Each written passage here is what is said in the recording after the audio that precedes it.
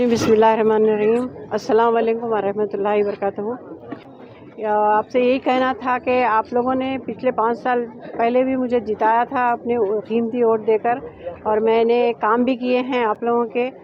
तो फिर भी जो भी अल्हम्दुलिल्लाह जो भी काम हुए हैं आने वाले दिनों में कांग्रेस की गवर्नमेंट आएंगी, मैं आप लोगों से वादा करती हूँ। आप लोगों ने फिर से मुझे जिता के लाया और आप लोगों का कीमती वोट मुझे दिया है, देंगे तो मैं इंशाल्लाह ताला आप लोगों के जो बचे हुए काम हैं, क्योंकि अब 24/7 का काम तो शुरू हो चुका है पानी का। आप लोगों को इंशाल्लाह ताला आने वाले दिनों में 2 साल या 2.5 साल में पूरी तकलीफ़ ख़त्म हो जाएगी पानी की। 24 घंटे नल रहेंगे आप लोगों के पास। और मैं आप लोग से यही कहना चाहती हूँ कि जो मेरे बारे में कह रहे हैं वो खुद कुछ काम नहीं किए, उनको काम के बारे में कुछ पता नहीं है, इसलिए काम करे तो काम के बारे में मालूम होता। 5 साल के बाद निकल के आते, फिर लोगों को भड़काते भड़काते, उसके बाद में फिर जाके बड़े आते। उससे उनको काम का पता नहीं है, उनको काम कैसा होता है, काम क्या करते हैं उनके। मैं जब आप लोगों के बीच में आई हूँ तो काम करने के लिए आई हूँ। इंशाल्लाह आइंदा भी आप लोगों के बीच में काम करूँगी मैं। जो अधूरे खमरुल इस्लाम साहब के अधूरे काम थे अल्हम्दुलिल्लाह वो तो पूरे हुए हैं, और बाकी जो भी है करेंगे इंशाल्लाह ताला। और जो इन लोगों का जो जवाब मैं नहीं दे रही हूँ, नहीं इसका आप लोगों के ऊपर छोड़ी हूँ। आप लोग इसका 10 तारीख को आप लोग इसका जवाब दीजिए। इंशाल्लाह उसका रिजल्ट 13 तारीख को आएगा, तो मैं जब बात करूँगी इंशाल्लाह ताला। मैं जनाब असलम बाजे साहब, शेख हुसैन साहब और तमाम महल्ले के लोग, औरतों का अस्सलाम वालेकुम रहमतुल्लाहि बरकातुहू। इंतखाबात इलेक्शन में मोहतरमा कनीज़ फातिमा साहिबा फिर से आप लोगों के बीच में है। गुज़िश्ता 5 साल पहले भी हम लोगों ने यही मीटिंग की थी और आप लोगों ने भारी मोहब्बत से, खुलूस से और बड़ी जुस्तजू से मैडम के वास्ते वोटिंग की, उनको जिताया और उनके हक़ में फ़ैसला आया, वो MLA बनी। आज आप लोग सब सोशल मीडिया पे अवेलेबल है, जानते हैं कि किस तरीके की गुफ्तगू एक औरत को लेकर की जा रही है। ये सीधा सीधा अपनी काहेली, अपनी नाहेली के वास्ते मोहतरमा को टारगेट करना, एक औरत ज़ात के ऊपर बात करना, एक औरत काबिल नहीं इस तरीके की गुफ्तगू करना, ये आप लोग बहुत गैर सुकून से सोचिए इस चीज़ के ऊपर। कोविड हो, NRC CAA हो या हिजाब का मामला हो, आपके बीच में ये औरत, ये मोहतरमा, ये मैडम, जिस तरीके से उनको कहा जा रहा है, आपके बीच में रही है, चाहे कोई भी चीज़ हो। लेकिन अब हम कुछ ने नाचना है आंगन टेढ़ा, तो तहमत लगा रहे मैडम के ऊपर। आप लोगों को ये सोचना है और बहुत सुकून से इस चीज़ को समझिए कि ये आपके ऊपर जो BJP का मैनिफेस्टो उसको पढ़िए। आपके मदरसों को, आपके हिजाब को, आपके तालीम को, आपके फ़ंड को और आपके स्कूलों को, आपकी हर चीज़ के ऊपर उन्होंने पाबंदी लाने का मैनिफेस्टो निकाला है।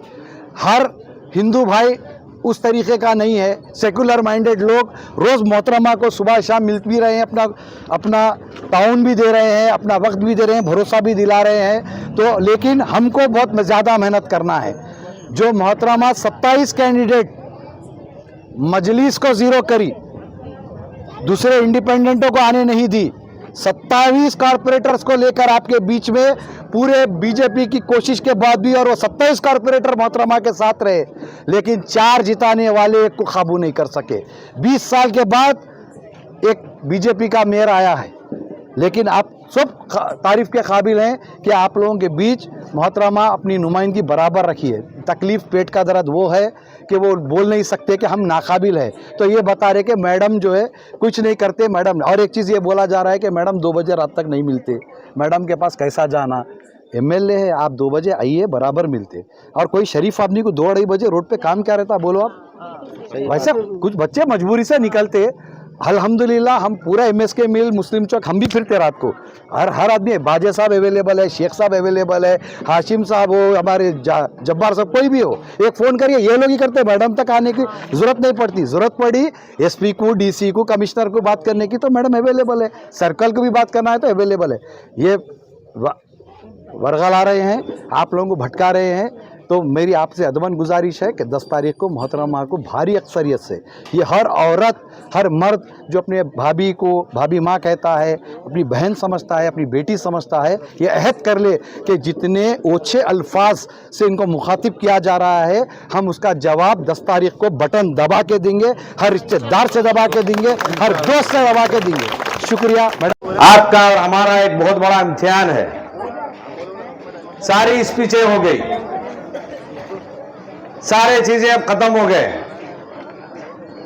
अब जितने खवातीन बैठे हैं, नौजवान साथी यहां पर है, ये इलेक्शन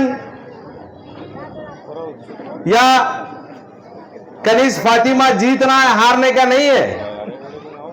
ये इलेक्शन हर एक मुसलमान की, वो खवातीन हो या नौजवान साथी हो, उनके मुस्तकबिल का इलेक्शन है।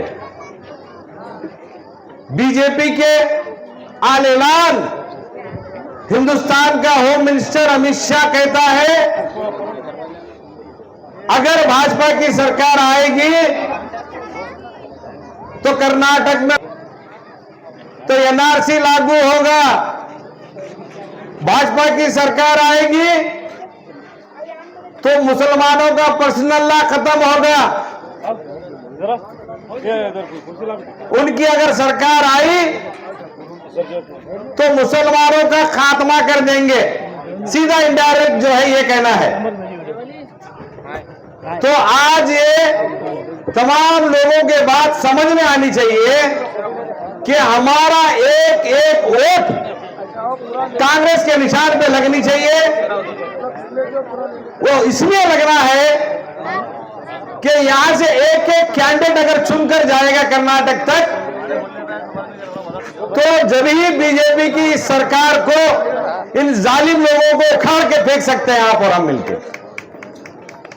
लिहाजा इसीलिए जरूरी है कि इनके मंसूबे जो हैं कि मस्जिदों की अजान को रोकना,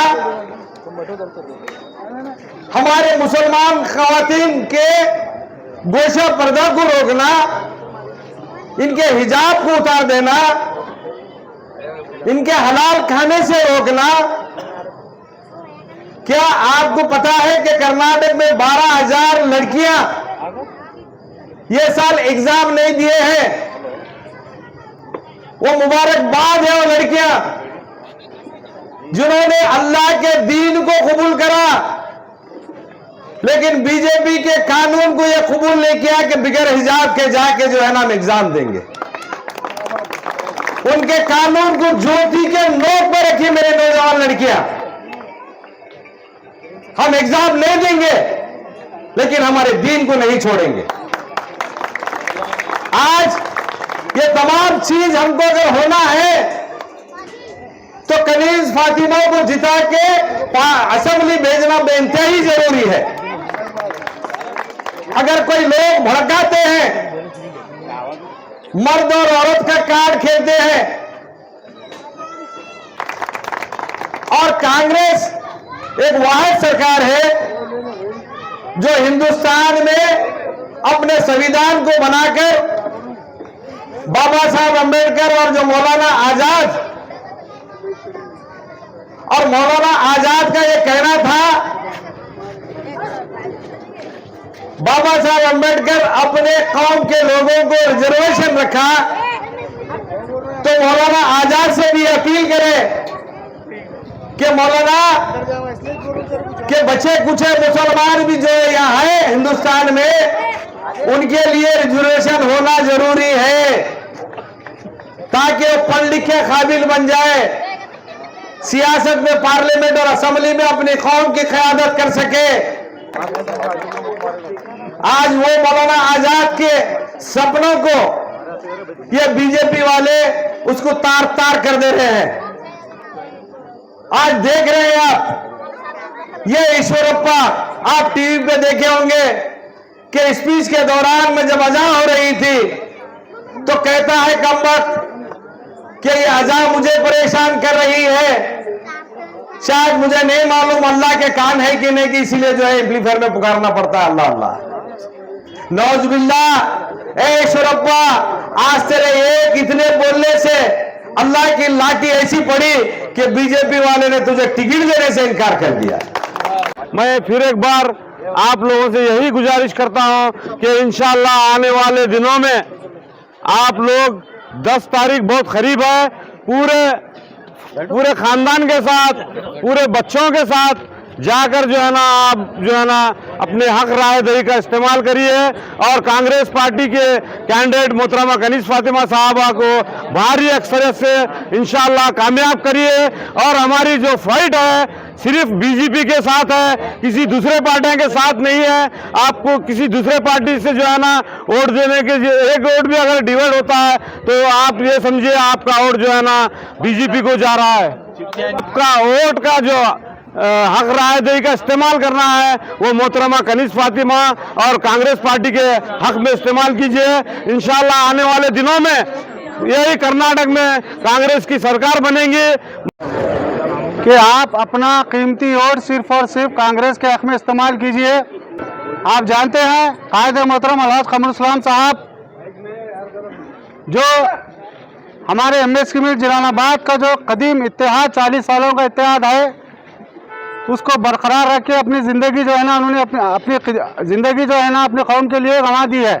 आज वो हमारे बीच नहीं है, लिहाजा उसके बाद फिर भी आज का हमारा इत्तेहाद 2018 में जो कमरुल इस्लाम के नाम से मोहतरमा कनीज फातिमा साहिबा को जिस अंदाज में आप लोगों ने साथ दिया था, उन्होंने एमएलए मुंतखब होने के बाद जैसे कि इतने डेवलपमेंट काम, जैसे कि आप जहाँ यहाँ पे बैठे हैं देख सकते हैं कि यहाँ की रोड कितनी ख़राब थी, और ऐसे ही सारे मदीना कॉलोनी में जो है ना नए रोडों का जो है ना जाल बिछाया गया।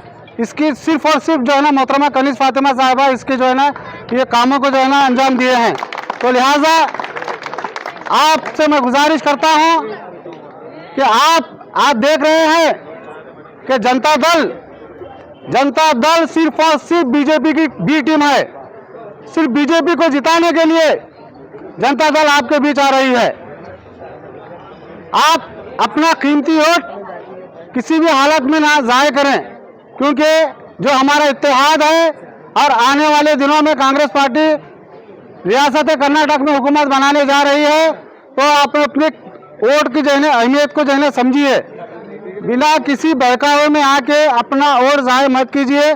फिर आपसे गुजारिश करता हूं कि आप अपना कीमती वोट सिर्फ और सिर्फ मोहतरमा कनीज फातिमा साहबा के हक में इस्तेमाल कीजिए। उनका सीरियल नंबर है 1। 10 तारीख को आप लोगों से गुजारिश है कि सुबह सुबह अपने कामों को जो है ना बालाए ताक रखते हुए आप अपने सिर्फ पहला वोट अपने जो है ना वोट डालकर अपने दूसरे काम कीजिए। शुक्रिया। मोहतरम भाइयों और बहनों, आज हैदराबाद से आपके दरमियान में आने का एक मेरा मकसद यही था कि जनाब कमरुल इस्लाम साहब से हमारे बेहतरीन ताल्लुकात थे। वो न सिर्फ आपके इस कर्नाटक में हर्ज अजीज थे, बल्कि शहर हैदराबाद में वो शहर कर्नाटक के नाम से जाने जाते थे। और आज उनकी खिदमत को अगर आपके सामने पेश करना शुरू करो तो सारी रात भी काफी नहीं है। लिहाजा आप अच्छी तरह जानते हैं और उनके इंतकाल के बाद उन्हीं की शरीक हयात मोहतरमा कनीज फातिमा साहिबा जो आपकी हमारी बहन है, उन्होंने अपने ही शोहर के मिशन को जारी रखने के लिए, आपकी खिदमत को जारी रखने के लिए एक पर्दानशीन खातून होने के बावजूद आपके दरमियान में है, ये हमारे लिए काफी फख्र की बात है। मैं सलाम करता हूं उस खातून को, मैं अपनी बहन मानता हूं उस खातून को, और कमरुल इस्लाम साहब को मैं अपना भाई मानता था। बेहतरीन ताल्लुकात थे हमारे उनके। हर किस्सा मुख्तसर ये है। अब एक कांग्रेस के बारे में आपको कहूं कि कांग्रेस पार्टी उस जमात का नाम है जिसने अंग्रेजों के शिकंजे से हिंदुस्तान को आजाद करवाने के लिए एक नुमाया रोल अदा किया। और कांग्रेस पार्टी उस जमात का नाम है जिसने इस मुल्क को हिंदू मुस्लिम सिख ईसाई जितने भी यहाँ पर मज़ाहिब के लोग रहने वाले हैं उन तमाम को एक गुलदस्ता बनाकर पेश किया।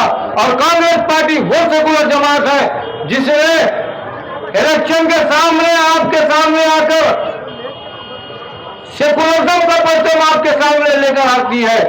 आप बताइए कोई ऐसी जमात है? आज बड़े बड़े लोग गायब किए जा रहे हैं भारतीय जनता पार्टी यानी बीजेपी में, बतलाइए उसमें कौन से मुसलमानों को उम्मीदवार बनाया जा रहा है, कौन से उम्मीदवार मुसलमानों के साथ वो इंसाफ कर रही है। मुसलसल नाइंसाफी का सिलसिला जारी है। 2-3 वाकया आपके सामने रख दूंगा ताकि हम मुसलमान हैं, आज सुनते हैं कल भूल जाते हैं, भूल की आदत हमारे लिए बहुत ज्यादा है। हाल ही में देखिए जब भारतीय जनता पार्टी इख्तियार में आई तो नोटबंदी का सबसे पहले ऐलान किया। जरा गौर से सुनो मेरी बहनों और भाइयों, उस नोटबंदी के अंदर नरेंद्र मोदी से लेकर क्या कोई एमपी हो या उसका एमएलए हो या उसका कोई मिनिस्टर या वजीर हो, क्या कोई परेशान हुआ बैंकों के सामने खड़ा हुआ? आपने देखा? अगर बैंकों के सामने ठहरे हुए हैं तो आप और हम छोटे छोटे बच्चों को लेकर अपना पैसा निकालने के लिए आज चिलचिलाती धूपों में हमने ठहरा, अपने बच्चों को दूध पिलाने से खातिर रहे, लेकिन फिर भी हमने ठहर कर अपना पैसा निकाला। ये है भारतीय जनता पार्टी। अब आप बतलाइए, ये एनआरसी है, ये सीएए है, हमारे भाई अभी ने जिक्र किया, ये बात भी मैं आपको इस इस्तेमाल में पेश करना जरूरी समझूंगा। एनआरसी सीएए ये भारतीय जनता पार्टी किससे मांगती है? इस मुल्क के वफादार कौम मुसलमान को मांगती है। अरे ये वो मुसलमान है जिसने आजादी के लिए लाखों की तादाद में हमारे असलाफ ने अपनी शहादत कबूल की, तब जाकर हिंदुस्तान आजाद हुआ। ये कहां से? ये नरेंद्र मोदी हो या अमित शाह हो, क्या इनके आबा व अजदाद जो है तो आजादी की राही है?